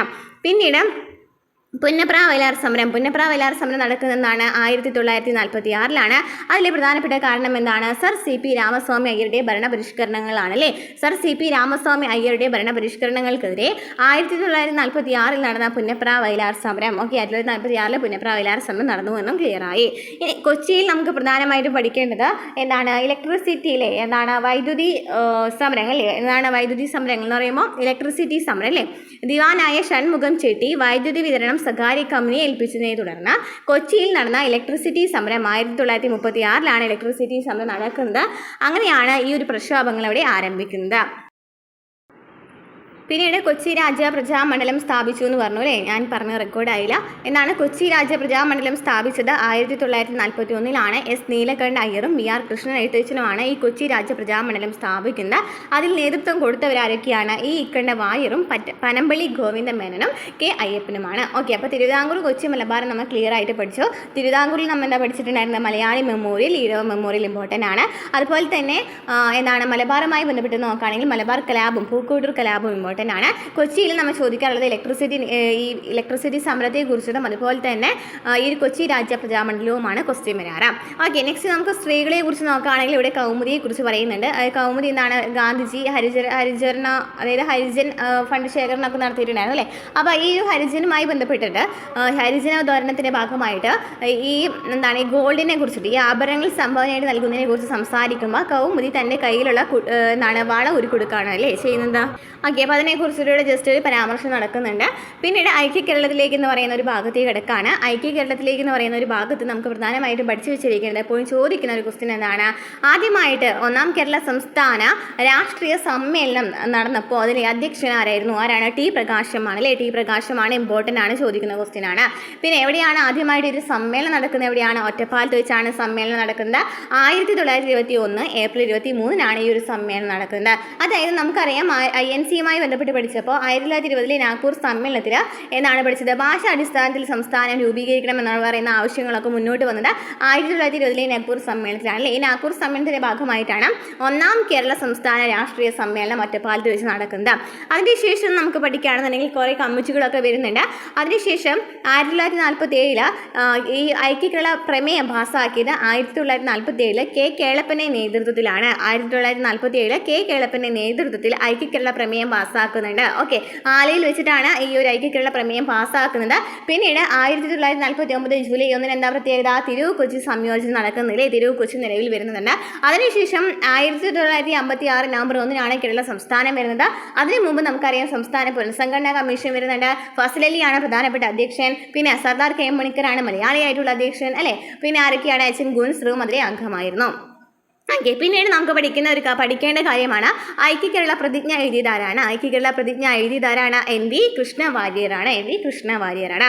ഓക്കെ, അപ്പോൾ ഇത്രയൊക്കെയാണ് ഈ ഒരു ചാപ്റ്ററിൽ പറയുന്നത്. നമ്മൾ ഡീറ്റെയിൽ ആയിട്ട് പറഞ്ഞിട്ടില്ല എന്നുണ്ടെങ്കിലും എല്ലാ പ്രധാനപ്പെട്ട പോയിന്റ്സും ഇനി വരാവുന്ന പരീക്ഷകൾക്കൊക്കെ ചോദിക്കാവുന്ന ഒരു പോയിന്റ്സ് നമുക്ക് ഈ ഒരു ചാപ്റ്ററിൽ നിന്ന് പഠിച്ചിട്ടുണ്ടെന്ന് വിശ്വസിക്കുന്നു, മനസ്സിലായിട്ടുണ്ടെന്ന് വിശ്വസിക്കുന്നു.